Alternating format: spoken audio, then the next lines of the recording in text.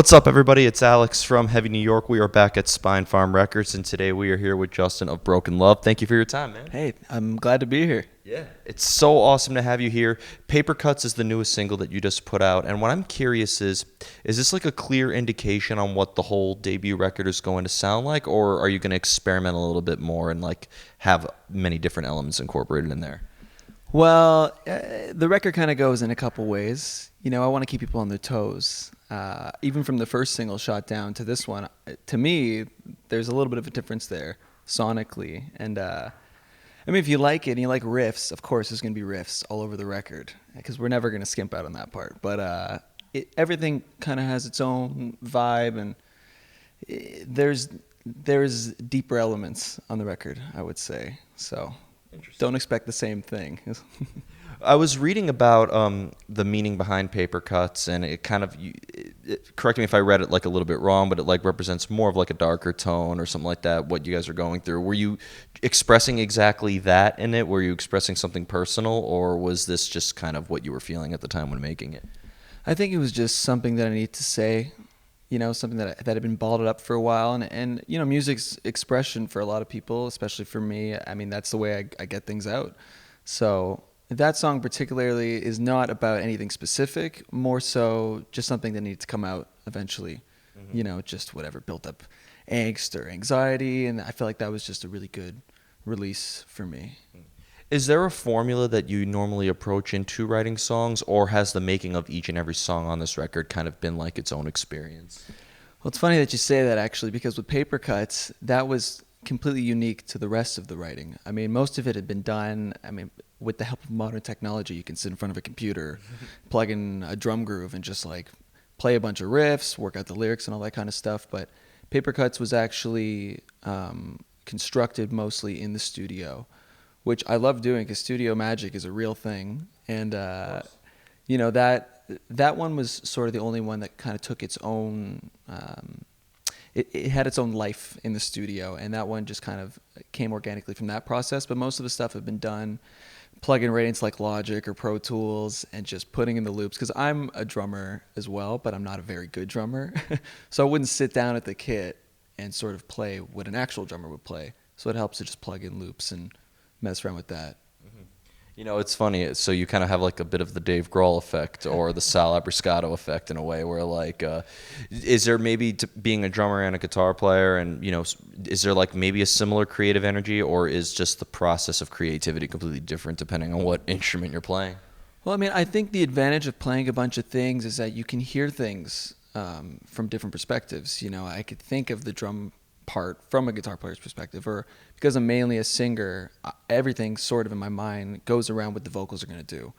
And being able to play anything, not remotely well, but just being able to do it gives you a different perspective, and it helps you deepen your understanding of where the song is going to go. Mm-hmm.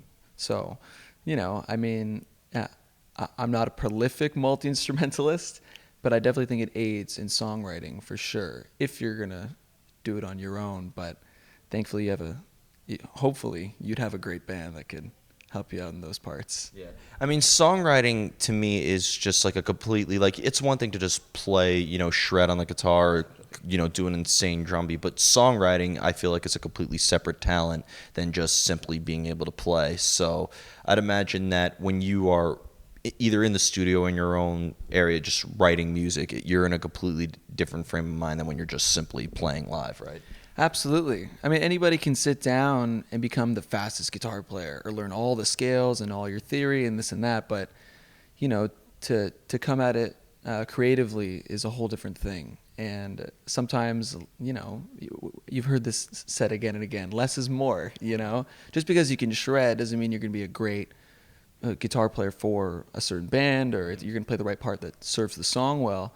So definitely when I'm writing songs, or when we're writing songs together, me and my band, I'm not thinking about it as like, oh, let me just put in this shred part because I want to shred. You know, we're trying to serve a song and facilitate an idea, and it definitely contrasts the technical aspect of being a musician. Unless you're making that kind of music, but like if you're Yngwie or something. Exactly, like and when Yngwie does blows all of our minds, you know. I mean, he's like I was thinking about it last night actually. I'm like thinking he might be the best technical like guitar player ever. There's not a thing that guy can't play, but it serves its own purpose. It's its own thing, and he does it very well. For what we're doing, it's more, I don't want to say song based because he's also making great songs, but there's more melodic elements in terms of repetition, and it's less, it's more for the non-musician than it is for people who just love to shred. And that's why I love Yngwie, because I could play guitar, so of course I admire what he does, but I think it definitely is a lot different approaching it in the songwriting standpoint, you know? Well, I saw a YouTube video a long time ago where I'm not going to mention what songs they were, but they took like guitar solos from like the most classic rock songs ever and just completely isolated it to the point where you hear just the solo, and alone it doesn't sound good at all, but then you put it over the song arrangement, it sounds amazing. So just because you could play really well doesn't mean that the song is going to be very good. But I think after hearing Papercut and what you guys do, I feel like you have kind of like the best of both worlds. People could appreciate the overall strong song structure, but also respect the technical capabilities.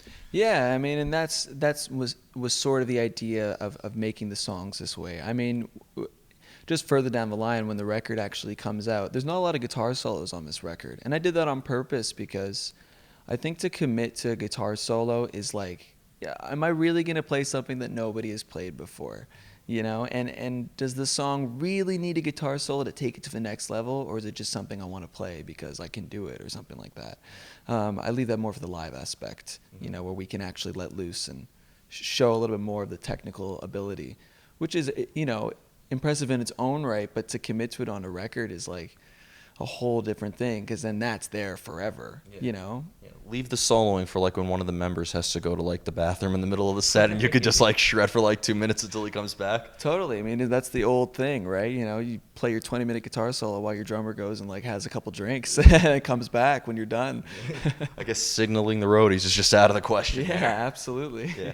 Now, you mentioned being a vocalist too and the lyricism. Do you need to hear music to come up with lyrics, or do you sometimes have like a subject matter in mind, and maybe that helps determine the music itself? I mean, it goes sort of both ways. Sometimes I'll just think of some words, or I'll be in bed. Usually happens when it's like really, really late and like something just pops in my head and I'll write it down. I mean, the issue I find with that for myself is that I'll write something down, but I'm not necessarily thinking about the melodic structure of the song or the phrasing of how those lyrics can be placed in a melody. So it generally helps most of the time for myself to have music already there to do something over. And usually the music comes first when I'm writing a song. Very good. It actually, because sometimes, you know, nothing could hurt more than like having the perfect set of lyrics and then just seeing how it goes like one syllable over the actual arrangement. Absolutely. I mean, unless you're like Neil Peart from Rush, who wrote all the lyrics, you know, like that guy's a genius. You know, he could just write whatever and they'll just figure out how to make that work. But they're also playing prog, so like there's unlimited time signatures they can just go in and out of. Yeah, but we're play a song that's 27 and a half minutes. Exactly, and like you can get away with it. But for what we're doing in the concise format that we're aiming for, it helps to have music there. Just because, you know, if the music's strong, which music always comes first in my mind, and the melody is really just a part of the music to me. Lyrics is its own thing. You know, I like to think of the voice as another instrument on the song, and that's what my favorite vocalists do. That's what I think the best vocalists do. And lyrics sort of come last. Not that they're not important. I think they're very important, actually. But it's not what starts the songwriting process, you know? Something always has to come last, so. Absolutely. You know, you said it best. Excuse me. Now, that being said, what usually comes first, though? So it usually starts with a riff. Always a guitar riff. You know, I think that, I mean, mainly because I'm a guitar player, I don't pick up the bass and go, oh, this is a wicked part. But sometimes it does happen. I would say 8 times out of 10, it usually starts with the guitar part, and then the drums sort of come after that. And then because, again, I'm a guitar player, the bass line for me, I'm not so good at formulating a great bass line because I just play the bass like a guitar player. So it sort of comes together, the rhythm section sort of comes together at the same time because the drums and bass complement each other. But it always starts for me with a guitar riff and then a vocal melody. Did you hear? I interviewed the Melvins last year, and they said that it's mostly frustrated guitar players that end up playing bass. So, Hey, I mean, I don't want to take a jab at bass players, but I feel like growing up, me and my friends used to tease each other, saying that every bass player was just someone who wasn't good enough to play guitar. No, and there's a lot of great bass players out there. Peter Steele, man. Peter Steele's one of my favorites. Type O Negative did a lot for me, and but his bass sounds like a guitar. It's so shredding. It's like such a heavy fuzz sound. I think Sting is one of the best bass players. Oh, 100%. I concur wholeheartedly. He's a amazing bass player, and definitely we were talking about Rush like a minute ago. I'm from Toronto, so Geddy Lee is like a hometown hero, and he's just a monster on the bass. He could play bass faster than I could play the guitar, which is just an incredible feat in itself. I don't know if you're really into death metal at all, but you should look up the bass player Jared from Archspire. He does hammer-ons on the bass and plays it like a guitar player. It's actually absurd. Yeah, I mean, I'm not totally familiar with a lot of the death metal stuff, but I mean, I used to really like guys like Billy Sheehan, who's he does two-hand tapping on a bass, and nobody really does that. I mean, it's impressive for sure. It's not the bass playing that I am attracted to. I'm really into pocket and fat grooves and all that kind of stuff. But, I mean, to do that as a bass player with the strings being that thick, and if you're not playing with a pick, that's incredible. Definitely. Now I have 2 more questions for you. Sure. Kind of going back to the lyrical subject matter. Do you like to maybe leave your lyrics open to interpretation, or are you trying to maybe get a listener to sort of see things from your point of view? I think that it really depends on the song. I mean, in some songs, it's more literal. It's more in your face. I think it's obvious, at least it's biased because I'm writing the lyrics, to figure out what the song is about. Of course, anybody can interpret anything in any way, however it applies to them, or they can see it go a million ways that you've never thought of. So I'm totally open to people interpreting the lyrics and taking it whatever way they want, unless it's completely off the charts. If it's super, super out there, I mean, well, I guess on the flip side, maybe they might say something that makes you go, oh wow, maybe it is about that. Because most of the time when I'm writing songs, I want to say that half of the time I have an idea in mind and it's something that I'm actually trying to get across. There's a point to the lyrics. But sometimes it's just wordplay, just words that sound good with each other and sort of have a similar vibe, just vocabulary-wise. They all kind of mean the same thing, and most of the time the lyrics aren't there, or 100% of the lyrics in a song aren't there to be taken completely as is. It's not totally literal most of the time. But I mean, there's always this thing that most artists don't want to talk about what their songs are about. And I have no problem doing that because I feel like it's going to end up on the internet anyways. And people are going to decipher your lyrics and it's going to end up on Genius or something. And people will, take it any way that they want. But I don't mind speaking about it, because that's how I think the song is interpreted. But again, once you put it out there, people can take it any way they want. And it can mean a million more things than you intended it to. Yeah. When you put a song out, it instantly becomes theirs, a famous saying. Absolutely. I mean, the music's not really for you. I mean, I make music because it makes me feel good, but it's really for other people to enjoy, I just enjoy doing it because it's music, I would certainly hope that's the reason why. Yeah, absolutely. And it really is for other people. I mean, the reason I think myself and other people create is to make people happy, is to make people's lives a little better or make them feel something. Maybe it's not particularly happiness, sometimes you make songs make people pissed off or make people laugh, it's for people. It's for people to enjoy, and it's for them to take home and sleep with at night. Absolutely. And the final question I wanted to ask you is, because we just really went in depth into the songwriting process and everything, but now it's a matter of bringing this material live. Do you try to execute the material exactly how it's going to sound on the record when playing it live, or do you try to maybe kind of throw in a couple of extra things? We kind of joked about it earlier, but on a serious note. Yeah, I mean, we definitely don't try to do the exact same thing live. I think my point of view on it has always been, if you want to hear the record like exactly the same live, you just stay at home and listen to the record. You know, my favorite bands always do different spins on things. They always add extended musical sections or extra solos or little added bridges or whatever it is. I think it gives people more of a show, and it gives it a more theatrical nature, and it makes it exciting for us too, because you know, you have to play these songs a lot, and being able to add in different things live kind of keeps it exciting for you, because yeah, you know, like certain things are rehearsed. You know, you're going to do this extra whatever amount of bars at this section of the song, but it's not going to be the exact same solo, or it's not going to be the exact same vocal phrase or whatever it is. So we definitely change it up live and add little interludes, and you know, there's a lot of what's what I'm looking for, like smoothly kind of switching into other songs. Like it definitely goes in a few ways live, and it's definitely not exactly what you hear on the record, but that's sort of the point. I think that's what a great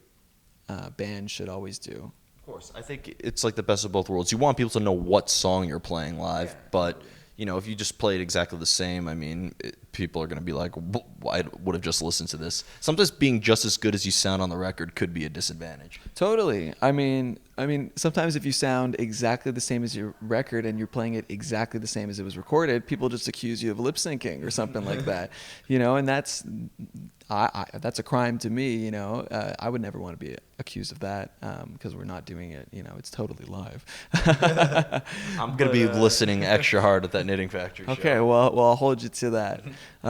But definitely, I think it's important to give people a show, you know, and give people their money's worth. They're coming to see you to see a show. They want to be entertained, and I want to put on the best performance possible for anybody. And I think that it keeps things exciting for people, so they don't know what to expect if it's their first time seeing you or their fifth time, whenever it is. We're constantly changing it up, and we're constantly adding things in and taking things away, and just keeping it exciting and interesting.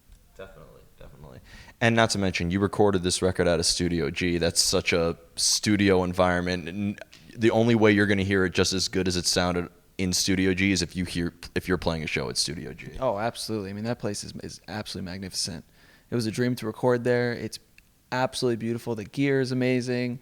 Everybody that works there is absolutely amazing. I mean, it was just great getting to go into that space. And out of all the studios in New York, I've never seen anything quite like that. Awesome. It's awesome that I work a 10-minute walk from there. I'm there on like a weekly basis. Dude, I'm jealous. I'd be there every day if I could. Not to mention the best German restaurant in the city is right around the corner from it. So. Oh, really? Yeah. Hey, gotta tell me about that, because I'll go check that out. Oh, man, if you want good beer. Yeah? Yeah. Oh, I like beer. Yeah. Well, it's not too far from the Knitting Factory, so we might have to make a trip there before the show. Hey, that sounds like a good idea. I'll hold you to that. All right, let's make it a plan. All right, thanks, man. Thank you so much. Everybody, we are here with BRKN Love. Be sure to check out the single Papercuts if you haven't already. This is Alex from Heavy New York. We'll see you next time.